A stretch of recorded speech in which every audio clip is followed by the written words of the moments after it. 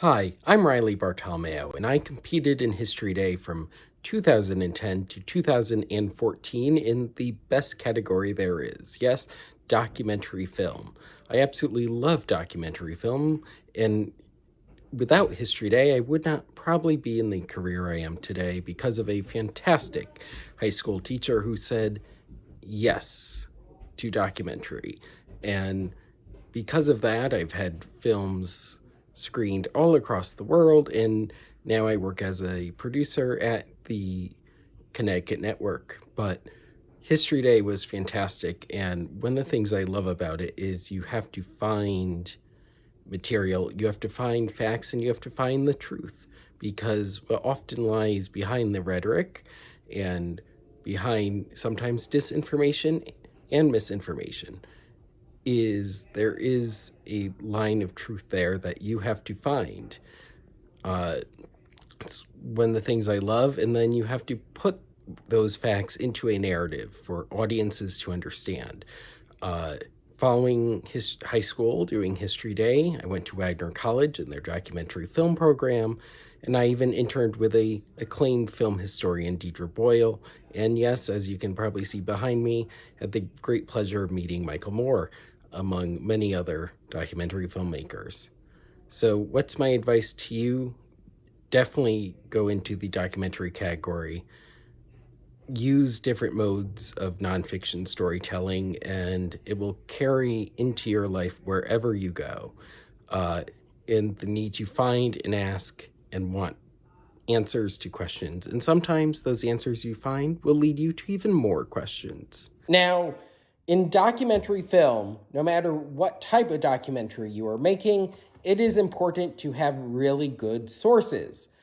Now, one of the places where you can find those incredible sources, especially archival video and audio and pictures, is archive.org, along with the Library of Congress and other state libraries, along with, if you want to expand your net, there are fantastic global libraries available for you to find video and audio, which especially helps your story. Now, during my years at Connecticut History Day, I did everything from a short film on kind of colonial Connecticut at that time called Roger Sherman and the Great Compromise. I'm sure you can find it somewhere in the vastness of YouTube.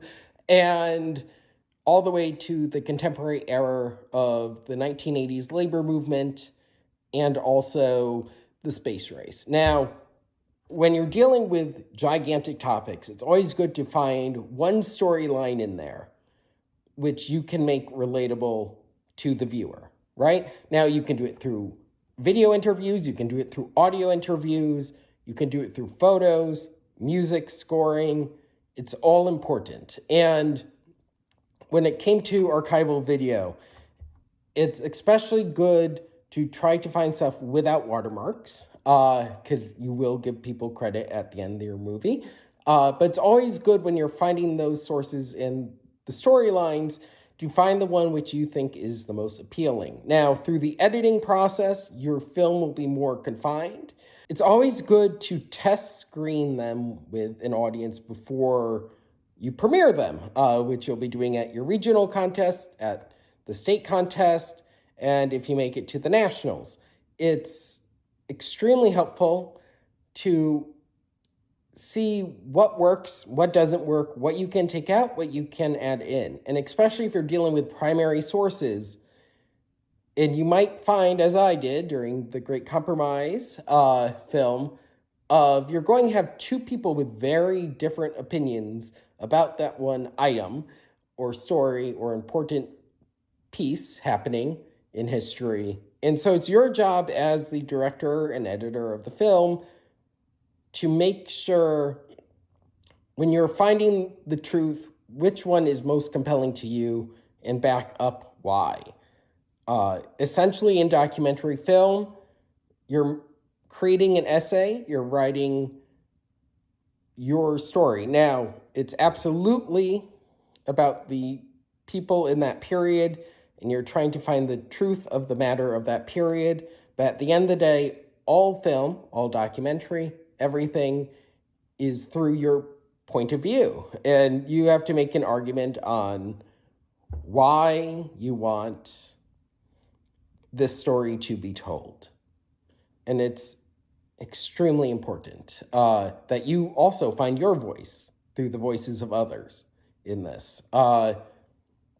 And so best of luck. And one of the things I can always say is what History Day does great is it makes you think critically. It makes you think about perspectives, and it makes you find out kind of about yourself too, right? In this process of researching and going through treasure troves and writing and editing your film, which is probably the most important thing about film is editing, you essentially may start off saying, I want to make this film because I believe A, but by the time you're done researching, editing, test screening your movie, you might end up all the way on the letter W or Z in thinking about your story and how it affects our contemporary period in ways you did not when you initiated this project. So best of luck, have fun, enjoy. Remember, test screen away and use archive.org and the Library of Congress to find your material.